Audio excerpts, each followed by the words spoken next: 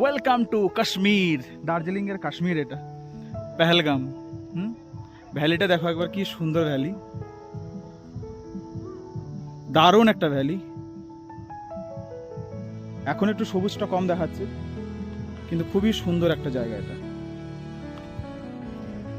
যারা এই লোকেশনে আসতে চাও তাদেরকে আমি কমেন্টের মধ্যে যে আছে এটার লোকেশনের ডিটেলসটা আমি লিখে পাঠাবো।